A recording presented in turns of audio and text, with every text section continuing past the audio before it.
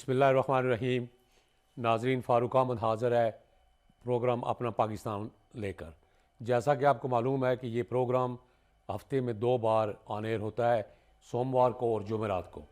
आज हमारी खुशनसीबी है कि हमारे साथ एक नहायत ही मोअज़्ज़ज़ मेहमान, जिनको आपने पहले भी डीएम की स्क्रीन पर मुतअद्दिद मरतबा देखा है, एक मंजे हुए वकील, मारूफ कानूनदान, पाकिस्तान सुप्रीम कोर्ट के वकील और farmer attorney general Pakistan, chief prosecutor Punjab भी रह चुके हैं, अटारनी जनरल पंजाब सॉरी। तो ये आज ही पाकिस्तान से चंद दिन हुए यहाँ तशरीफ़ लाए हैं यूके में। तो मेरी ये खुशनसीबी है कि ये मुलाकात के लिए आए थे, मगर मैंने गुजारिश की कि हमारे साथ ये प्रोग्राम भी आप कर लें। अच्छा तो नहीं लगता था कि इतना जल्दी इनको कुछ टाइम भी नहीं दिया, मगर इन्होंने हामी भरी, इन्होंने कहा ठीक है मैं ज़रूर प्रोग्राम करूँगा। राना साहब ये हमारे साथ हैं, राना बख्तियार। राना साहब, आपको वेलकम करते हैं मैनचेस्टर में। आपकी तशरीफ़ आवरी का बहुत शुक्रिया।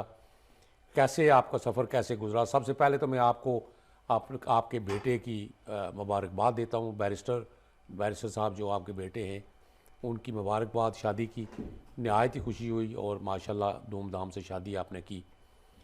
और सब मामला ठीक है? सफ़र कैसे गुजरा? बिल्कुल, अल्लाह का शुक्र है फ़रूक साहब, ना मेरे लिए डीएम ने है ना आपने है, तो it is a separate matter कि मैं कुछ 6-7 महीने के बाद मेरी वापसी हुई है।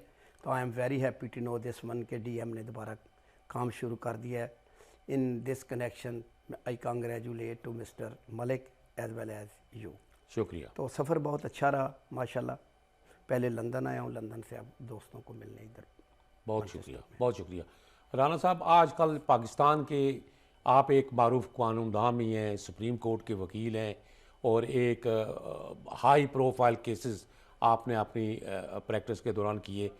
आप क्या देखते हैं कि ये जो मौजूदा बहरान पाकिस्तान के अंदर ये जो जारी है, एक तो मैं इसको कहूँगा एक कॉन्स्टिट्यूशनल बहरान है, एक अदालती बहरान भी मुझे नज़र आ रहा है, अदलिया भी 2 हिस्सों में स्प्लिट नज़र आती है, ऊपर से कोई 180 के करीब जो हैं वो मुकदमे इमरान खान के ख़िलाफ़ जो हैं वो दर्ज कर दिए गए हैं। तो क्या आप समझते हैं कि ये पाकिस्तान को किधर लेके जा रहे हैं हम लोग? हाँ फ़रूक साहब, बड़ी ठंडी आह से ये मैं बात कर रहा हूँ कि पाकिस्तान में रहते हुए और यहाँ रहते हुए बहुत सारा फ़र्क नज़र आता है।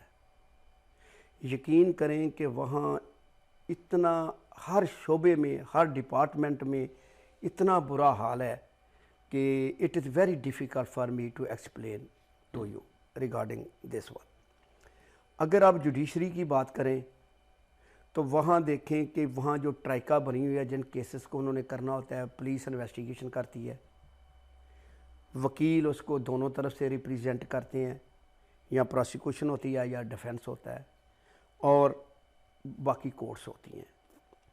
हमारी बदकिस्मती ये है कि हम दूसरी डिपार्टमेंट्स में सपोज सुमोटो नोटिस लेते हैं तो कहते हैं कि जी पुलिस ठीक नहीं है, लेकिन अपनी डिपार्टमेंट्स में हमारा इतना बुरा हाल है, इतने फैसलों का बुरा हाल है, आप सोच नहीं सकते।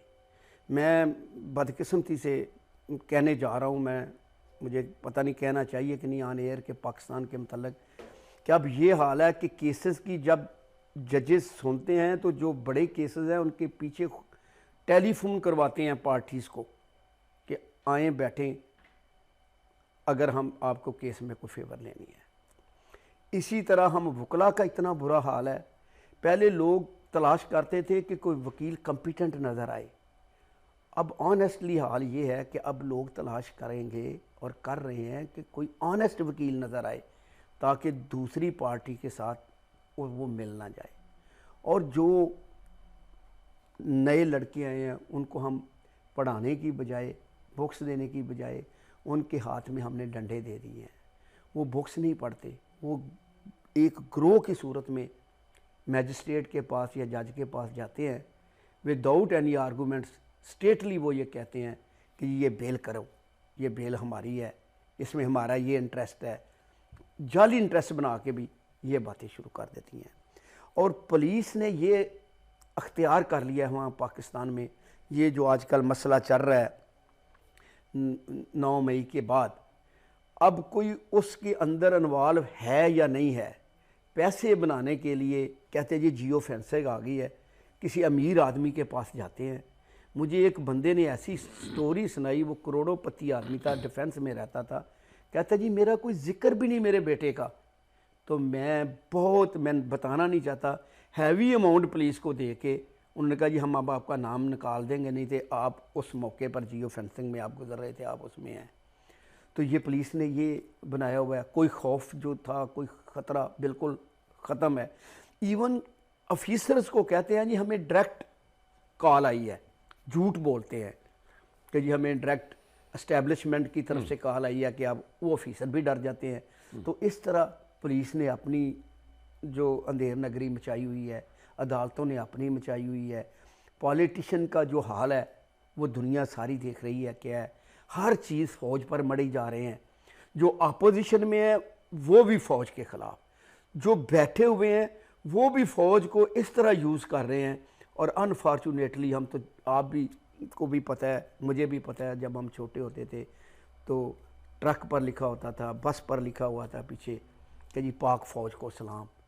अब इन सियासी पार्टियों ने हमारी फ़ौज का खाना ख़राब कर दिया है और फ़ौज को कहीं का नहीं छोड़ रहे। किधर किस किस महाज पर फ़ौज जाके इनकी मदद करे, वो अपनी मदद कराने को तैयार। राना साहब, मैंने आपके मुतअद्दिद आर्टिकल भी पढ़े हैं जो आप रेगुलर लिखते हैं in relation to conduct of जजेस इन आला अदलिया के जजेस एंड बार। हाँ, जजेस एंड बार के ऊपर जो आपके आर्टिकल हैं वो नहायत ही मौसर किस्म के आर्टिकल मुझे लगे। जी। उस बारे में आपने पहले जो फरमाया कि अगर तो ये हाल है जो आप बयान कर रहे हैं, तो लगता तो यूं ही है कि आपने जो आंखों देखा हाल है वही है। यूं महसूस हो रहा है कि अदलिया जो है वो इंसाफ की बजाय अपनी मनमानी कर रही है, इंसाफ होता कहीं नज़र नहीं आ रहा। 52,000 करीब जो फैसले हैं वो पेंडिंग में पड़े हुए हैं और अदलिया जो है वो सिर्फ एक ही फैसले के ऊपर अंदर जो है वो फंसी हुई है, इमरान खान इमरान खान इमरान खान। क्या दूसरे लोगों को इंसाफ नहीं मिलना चाहिए? हाँ, आपने बड़ा सही निशानदी की। देखिए ना, इसमें ऐसे लोग भी हैं जिनकी अपीलें बहुत सारी पेंडिंग हैं सुप्रीम कोर्ट में और उनकी मौत ज़िंदगी के फ़ैसले हैं और वो कई कई सालों से इंतज़ार कर रहे हैं कि हमारे अपील निकले और उसमें कोई फ़ैसला हो। बिल्कुल, बहुत सारे ऐसे लोग हैं, आपको पता है कि पाकिस्तान में सजाए बहुत मौत सारे का इंतजार है। जो गुनाहगार लोग हैं वो छूट जाते हैं और जो बेगुनाह हैं वो फंसे रहते हैं to the end of the appeal. तो वो बहुत सारे फैसले ऐसे पड़े हुए हैं और ये सारी कोर्ट्स जितनी हायर कोर्ट्स हैं, माई मीन इज़ कि high court as well as supreme courts, वो सारी यही पॉलिटिकल केसेस में फंसी हुई हैं। और सारा कोई जो हमारी पॉलिटिकल पार्टीज़ हैं वो भी आपस में कोई ऐसा फ़ैसला नहीं करती। हर फैसला जो है उसका या दूसरी तरफ से या उस तरफ से, दोनों तरफ से किसी ना किसी पार्टी ने जाके कॉन्स्टिट्यूशनल पटिशन डाल देनी है और वो अदालतों के बेंच बनने हैं। फिर अगर बेंच ना बने तो फिर पार्टी एहतजाज पे जाती हैं कि जी फुल बेंच बनाएं। अगर 17 जज हैं, 17 के 17 जज एक फुल बेंच में बैठ जाएं तो बाकी केसेस का वही हाल होता है जो आप बात कर रहे हैं। तो इसलिए मैं कहता हूँ कि हज़रत अली का फरमान है कि जिन माशरों पे इंसाफ नहीं है, माशरे कुफर पर तो कायम रह सकते हैं लेकिन नाइंसाफ़ी पर नहीं है। और आजकल पाकिस्तान में बिल्कुल इसी तरह हुआ है। हम तमाशा दुनिया में बने हुए हैं। किसी चीज़ को हाथ डाल के देख ले, लोग महंगाई के इतने रो रहे हैं। एक मैं छोटी सी मिसाल देता हूँ कि एक रिक्शे वाले को, एक टीवी वाले ने कहा कि आप बताएं आगे माइक करके कि महंगाई आपका वक्त गुजर गया ईद के बाद, और रोना शुरू हो गया। रोते रोते कहता है यार मुझे बताओ कि अल्लाह का एड्रेस क्या है, अल्लाह रहता कहाँ है, अल्लाह बैठा कहाँ है कि मैं ईद पर अपने बच्चों को खाना नहीं खिला सका। मेरे बच्चों ने तरबूज की ख्वाहिश की है, मैं वो कई दिनों से बहाने डाल रहा हूँ। जब और दूसरी बात ये देखें, तकरीबन 1 साल से जो ब्रेन थे 10 लाख लोग पाकिस्तान से निकल गए हैं। जो पैसे वाला है वो भी निकल गया है, जो हाईली स्किल्ड पर्सन है वो भी निकल गया है। अब पीछे सिर्फ हजूम रह गया है। और हजूम की हालत आप देखें कि क्या है। कोई कोर्ट छोड़ती है पुलिस फिर पकड़ लेती है, कोर्ट छोड़ती है, पुलिस फिर पकड़ लेती है। यानी कोई जो कंट्रोल, जो रेट है वो रह ही नहीं गई अदालतों की। देखें 14 मई को इलेक्शन होने थे according to the constitution of 1973, नहीं हुए। अब उसके बाद कैसे गवर्नमेंट चल रही है? जब आइन में ये बात लिख दी गई है कि जी इतनी ये उसकी डेट है कि 3 महीने बाद इलेक्शन होंगे, 3 महीने बाद नहीं हुए तो सुप्रीम कोर्ट इंटरफेरेंस करके कहते हैं जी 14 मई को होंगे। अब अगर 14 मई को नहीं हुए तो निगरान सेटअप की क्या हैसियत है वहाँ? और वो कैसे काम कर रही हैं? अगर वो सारे काम कर रही हैं as to whether they are legal और इलीगल, कौन कह सकता है? कोई आगे इंटरप्रिटेशन नहीं है, कोई आगे नहीं है। यानी ऐसे बिल्कुल मुआशरा जिस तरह पुराने ज़माने में कोई कानून नहीं होता था, जिसकी लाठी उसकी भैंस। This is happening in Pakistan at the moment. 9 मई के वाक़यात के बाद आप क्या समझते हैं कि मुल्क एक बहरान की सी शक्ल में नहीं पहुंच गया? हमारा मुल्क पहले ही बहरानों का शिकार था, अब भी बहरान का शिकार नहीं हो गया? बहुत बड़े बहरान का शिकार है। लोग सहमे हुए हैं, डरे हुए हैं, काम है नहीं, फैक्ट्रियां बंद हैं, मज़दूरों को लेबर नहीं मिल रही और एक दूसरे के ऊपर इल्ज़ाम तराशी हो रही है। फ़ौज को बीच में घसीटा जा रहा है। हालांकि इस वक्त भी एक आइनी कॉन्स्टिट्यूशनल गवर्नमेंट मौजूद है, प्राइम मिनिस्टर मौजूद है, लेकिन जो काम होता है वो फ़ौज के पल्ले में डाल दिया जाता है। वो कहते हैं जी ये तो फ़ौज कर गई, ये तो फ़ौज कर गई। और अनफॉर्चुनेटली जो हमारी बेस्ट आर्मी थी दुनिया में, तो उसका तीसरा या चौथा नंबर था हमारी इवन इंटेलिजेंस का। तो अब देखो क्या हाल कर दिया है। अब जुडिशरी का देखो कि 139 नंबर में से 132 या 33 नंबर पे हमारी जुडिशरी आ रही है। मरात ये दुनिया की सबसे जो महंगी मरात हैं उनमें से हमारे जजेस का और जुडिशरी का नाम आता है, और काम में ये 132वें नंबर पर है या 133वें नंबर पर है। ये शर्म की बात नहीं है। लोग किधर जाएं? जिसकी ज़मीन का केस है वो उसके आगे 2 नस्लें आ जाती हैं, उसका फैसला नहीं हो पा रहा। जो इंटरेस्ट के केस हैं वो रख लिए जाते हैं। और किसी चीफ जस्टिस का मैं कहता हूँ, सब जो सू मोटो नोटिस लेते हैं, सबसे पहले मेरी नज़र में उसको अपनी डिपार्टमेंट ठीक करनी चाहिए, उनका एहतसाब करना चाहिए। वहाँ तो लूट मार, अगर बाकी महकमे खराबियाँ करेंगे तो लोग पटिशनें लेके जाते हैं जुडिशरी के पास। और यकीन करें राना साहब, आपने अपने कैरियर के दौरान बड़े पेचीदा और कम्प्लेक्स केसेस डील किए हैं, जिनमें रेमंड डेविस केस भी शामिल है। मुशर्रफ के ज़माने में आपने बड़े कम्प्लेक्स केसेस डील किए। आज क्या आप क्या ये समझते हैं कि ये जो 180 के करीब जो केस इमरान खान साहब के ख़िलाफ़ बनाए जा चुके हैं, ये क्या वजह है कि इमरान खान की जो लीगल टीम है वो इन केसेस को अदालतों के अंदर जाके इस नज़रिए से चैलेंज क्यों नहीं करते, insufficient evidence, no case to answer, उसको इन बेसिस के ऊपर क्यों नहीं प्रोसीड किया जाता? ये जो भी केस होता है उसमें जाके उनको बेल लेके आ जाते हैं। क्या ये एक डिले टैक्टिक है या एक उनकी अपनी स्ट्रेटजी का ये? देखिए फ़रूक भाई, माशाल्लाह आप भी बाय प्रोफेशन एक सॉलिसिटर हैं, एक लॉयर हैं, पाकिस्तान में भी आपने प्रैक्टिस की। आपको पता है कि जब कोई अकरेंस होता है तो जिस एरिया में अकरेंस होता है FIR सिर्फ वहाँ हो सकती है। बिल्कुल। नंबर 1, आप अब देख रहे हैं कि एक अकरेंस की मुल्क के हर शहर में FIRs हो रही हैं, कोई पूछने वाला नहीं है। मतलब पूछने की बात यह है कि जुडिशरी के जितने ऑर्डर हैं उस पर अमल नहीं है। ठीक है। अब दूसरी बात, अगर कोई सुप्रीम कोर्ट नोटिस लेके सारे केसेस को इकट्ठा कर दे, इकट्ठा करके सुन ले। देखिए राना साहब, जुडिशरी का जैसे आपने बिजा फरमाया कि जुडिशरी के आर्डर पे अमल दरामद नहीं हो रहा।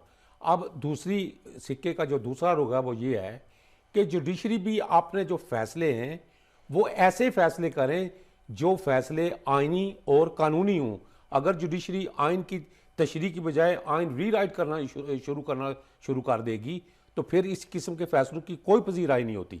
जैसे वो 63A वाला जो फैसला है जुडिशरी ने किया, इन माई पर्सनल ओपिनियन, और आप जैसे जो दबंग किस्म के जो वकील हैं वहाँ पाकिस्तान में और दूसरे मुतअद्दिद बार्स ने भी ये बात डिस्क्लोज की है कि जुडिशरी उस केस में रॉन्ग थी, आला अदलिया ने वो गलत फैसला दिया। बहुत सारे आप ठीक कहते हैं, बहुत सारे फैसले ऐसे हैं जुडिशरी के अंदर जो अनफॉर्चुनेटली लोग जो जजेस बैठे हैं बाद औक़ात वो चेयरों को देखकर, बाद औक़ात पार्टियों को देखकर वो फैसले कर रहे हैं। वो जब वो फैसले होते हैं तो उसकी अवाम में पजीराई नहीं होती। ठीक है ना, आपकी ये बात ठीक है, हमारे सामने पहले मिसालें मौजूद हैं। एक ही कोर्ट की, अब मैं क्या कहूँ कि एक ही पॉइंट पर डिफरेंट व्यूज आ गए हैं। एग्जैक्टली। अब देखें ना, वही हाई कोर्ट है, एक पॉइंट पे एक जज कुछ व्यू ले रहा है, दूसरा जज कुछ व्यू ले रहा है, और कोई पूछने वाला नहीं, कोई बेंच बना के उसको बड़ा बेंच करके उसका एक पॉइंट जो बनता है उस पॉइंट पर जो लॉ ले डाउन होता है उस पर करे। ऐसी कोई बात नहीं है। फिर देखें, अनफॉर्चुनेटली मेरा एक केस है, 1 साल 7 महीने हो गए हैं, 4 मर्डर केस है। उसमें मैंने एक जज साहब ने नीचे इलीगैलिटी कमिट की तो मैं ऊपर रिवीजन में आया। आप यकीन करें फरूक भाई, मुझे 1 साल 7 महीने हो गए, अभी तक उस रिवीजन का फैसला नहीं हुआ। और कोर्ट्स में इतने केस फिक्स कर देते हैं भाई, उतने केसेस फिक्स किए जाएं जितने आपने सुन लेने हैं, फिर उसको अडजर्न नहीं करना। बिल्कुल।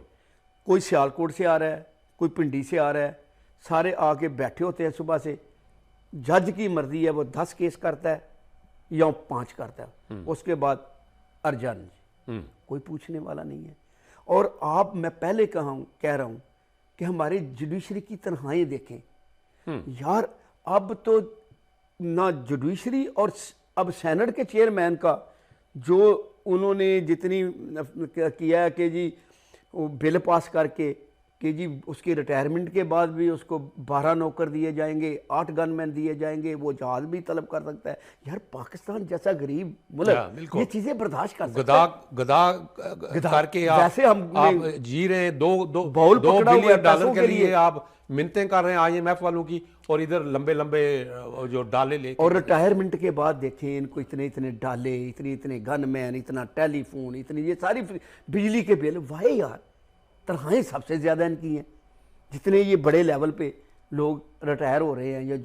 और फिर अगली बदकिस्मती, पहले ये जुडिशरी या फौज या इन सब बड़े ओहदों से जब रिटायर होते हैं उसके बाद फिर कंट्रैक्ट पे भी इनको जॉब मिलते हैं। वो ज़्यादा जो मुस्तहिक लोग बैठे होते हैं वो बैठे हुए हैं, चूँकि इन्होंने सारा पहले ही इनकी सेटलमेंट अपनी नौकरी के दौरान ही हो चुकी होती है, तो नेक्स्ट जॉब भी इन लोगों के लिए होते हैं। आप क्या समझते हैं कि ये जो आदलिया के अंदर ये जो एक केस मुसलसल चल रहा है मिलिट्री कोर्ट्स के बारे में, जो हुकूमत की एक अपील थी अदलिया के सामने, एक पटिशनर तो वो नहीं थे, एक उनकी एप्लीकेशन थी कि इसको आप एक लार्जर बेंच फुल कोर्ट के सामने ले जाएं ताकि इस मामले को वक्ती तौर पे नहीं बल्कि कुली तौर पे इसको ख़त्म किया मुस्तकिल, ताकि सबके सामने मेरी भी ओपिनियन यही है कि चीफ साहब को इसके बारे में एक फुल बेंच तश्कील दे देना चाहिए ताकि ये बात रोज़ रोज़ की ख़त्म हो जाए कि कुछ इस फैसले को कोई माने कोई ना माने।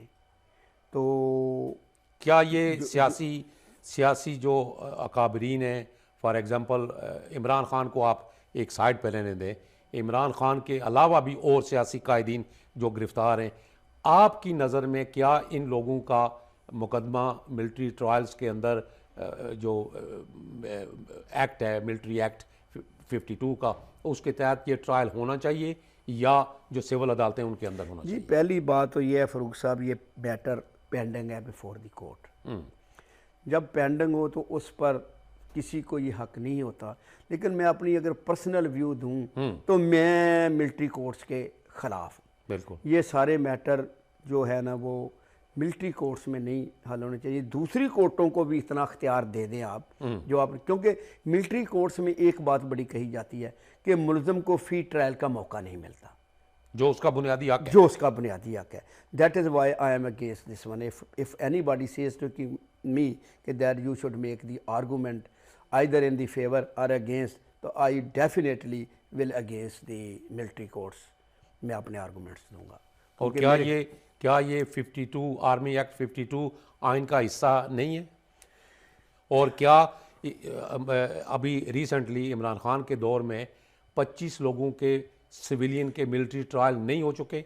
वो भी मैं उनके जो भी, जिनके अंदर मैं सजाए मौत तक की सजाएं दी जा चुकी हैं। देखो ना, उस वक्त अदालत कोई कहाँ कायम रही, कोई कायम रही। मेरा ज़ाती ख्याल भी, मैं आपके इस ख्याल से बिल्कुल इत्तफाक करता हूँ, और मैंने ओपनली पहले भी ये अर्ज की है कि मैं ज़ाती तौर पे मिलिट्री ट्रायल के सख्त खिलाफ हूँ, इसलिए कि एक मरतबा अगर एक प्रेसिडेंट सेट हो गया तो फिर फ्यूचर में आप उसको रोक नहीं सकते, फिर किसी का भी हो सकता है। देखिए जी, मुलज़म को पूरा सफाई का मौका मिलना बिल्कुल चाहिए, उसको अपनी डिफेंस में पूरा मौका मिलना चाहिए, और जो बंदा ट्रायल कर रहा है उसकी पूरी ट्रेनिंग होनी चाहिए, उस पर अबूर होना चाहिए, उसको लॉ से मुतल्लक पूरी जो है ना वो लैस होना चाहिए, then he should give the decision.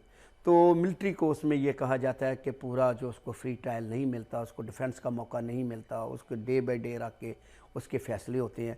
जो उस वक्त भी 25 लोगों के हुए हैं, मैं उसको भी अप्रिशिएट नहीं वो करता। भी फिर गलत है ना। वो भी गलत है, तो मैं फिर उनको भी अब अप्रिशिएट नहीं करता। उन लोगों को इंसाफ कैसे मिलेगा जो फांसी के फंदे चढ़ पे लटक चुके हैं? मोस्टली मैं आपको बताऊं कि जितने मिलिट्री कोर्ट्स के केसेस होते हैं उसको सुप्रीम कोर्ट में या हाई कोर्ट में अपील का हक है, तो वो सारे के सारे जो है ना वो सेटिस्फाइड हो जाते हैं।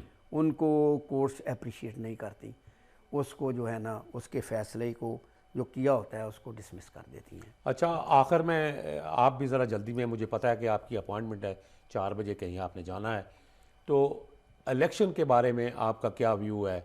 ये जो इलेक्शन का एक तरह से वज़ीर आज़म ने ऐलान तो कर दिया है कि ये जो मौजूदा हुकूमत है, वफाकी हुकूमत, ये अगस्त के किसी भी पहले हफ्ते में आप अपने असम्बलियाँ डिज़ाल्व कर देंगे, अपनी मुद्दत पूरी करके वो अलहदा हो जाएंगे, और निगरान जो है वो एक वज़ीर आज़म तैनात कर लेंगे, टेकअप कर लेंगे। आपका क्या ख्याल है कि इलेक्शन होंगे?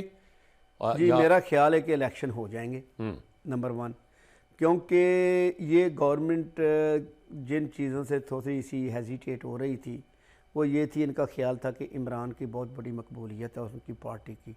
अब उनकी पार्टी तो रही नहीं है, क्योंकि उनके सारे जो लीडर हैं वो 3 पार्टियों में बट गए हैं। तो अब इनके लिए मेरे ख्याल इससे बेस्ट मौका नहीं है कि ये इलेक्शन करवा लें और इलेक्शन करवा के दोबारा गवर्नमेंट में आ जाएं। तो ये एक जो परसेप्शन बना हुआ है कि, लेकिन अनफॉर्चुनेटली मैं ये भी सुन रहा हूँ कि वहाँ जो निगरान वज़ीर आला है उस पर कुछ डिफरेंसेस क्रिएट हो गए हैं। निगरान वज़ीर आज़म, निगरान वज़ीर आज़म पर नून लीग के और इवन पीपल्स पार्टी के, दोनों के। खैर वो तो उनका मामला है, एस्टेब्लिशमेंट के भी जो है ना वो इस पर जो है ना कोई डिफरेंसेस क्रिएट हो रहे हैं, जो शुनीद बातें आ रही हैं। ये तो अभी एक परसेप्शन है, वो आपस में बैठ के मेरा ख्याल है उनको सॉर्ट आउट करना पड़ेगा, क्योंकि निगरान हुकूमत ने टेक ओवर तो करना ही करना है, तो उनको किसी एक शख्स पे मुतफिक तो होना ही पड़ेगा, कोई भी नहीं तो जो लॉ है वो अपना चीफ इलेक्शन कमिश्नर कर देगा अगर कोई नहीं होगा। राणा साहब, लेकिन उनके लिए मुश्किल इसलिए नहीं होगा कि जो प्राइम मिनिस्टर और अपोजिशन लीडर ने करना होता है वो दोनों नून लीग के हैं। राणा साहब, मतलब आखिर में पाकिस्तान का एक मारूफ सियासतदान जिसको पूरी दुनिया में जाना और पहचाना जाता है, बड़ा नाम भी कमाया, एक सेलिब्रिटी भी थे, स्पोर्ट्स की दुनिया में बड़ा नाम कमाया, इमरान खान साहब के बारे में मैं अर्ज़ करना चाहता हूँ। आप इमरान खान साहब का सियासी फ्यूचर कैसा देख रहे हैं? देखें जी, अब तो उसकी पार्टी तो 3 हिस्सों में तकसीम हो गई है। पाकिस्तान में अनफॉर्चुनेटली जो आप कहें ना कि फ्री एंड फेयर इलेक्शन का कोई तसव्वुर वो आज तक किसी पार्टी ने नहीं माना। जितने इलेक्शन पिछले उठा के देख लें उसमें यही जीतने वाला हारने वाला कहता है जी मेरे साथ धांधली हो गई है। लेकिन अब जो मुझे लगता है कि इसको जो इतने केसेस हो गए हैं उनमें मुझे स्मेल आउट जो हो रहा है इसको कन्विक्शन हो जाएगी और ये इलेक्शन में हिस्सा नहीं ले सकेगा, ये नाहल भी हो जाएगा और फिर हालात बदलते रहते हैं। पता नहीं 5 साल बदल जाएं, 10 साल बदल जाएं, फिर इसकी एज भी 72 हो गई है। मुस्तकबिल की बात है। मतलब एज का भी आप तो इस हिस्सा है। अगले इलेक्शन में आप इमरान बड़ी खान मुश्किल साहब नजर आ रहा है। की शमूलियत को नहीं, आपने मेरा नहीं ख्याल कि अगले इलेक्शन में इमरान खान साहब को जो ना उसको हिस्सा लेने दिया जाए इन इलेक्शन से। बहुत बहुत शुक्रिया राना साहब बहुत आपसे, शुक्रिया जी। बहुत शुक्रिया। इंशाल्लाह फिर कभी किसी दूसरे इंशाल्लाह प्रोग्राम में आपके साथ ज़रूर मुलाकात होगी। ये आपका अपना चैनल है, आपको बखूबी पता है। इंशाल्लाह। जब भी आपका दिल, जब भी आपको फुर्सत हो, मौका मिले तो आप हमें अपने जो है वो गुनाह मुसरफियात के बायस हमें मौका फराहम करें कि आपके साथ मुलाकात। बहुत शुक्रिया। तो नाज़रीन, ये थे आज का हमारा प्रोग्राम अपना पाकिस्तान विद जनाब राना बख्तियार साहब। फिर किसी दूसरे प्रोग्राम में आपके साथ इंशाल्लाह मुलाकात होगी। अल्लाह हाफिज़।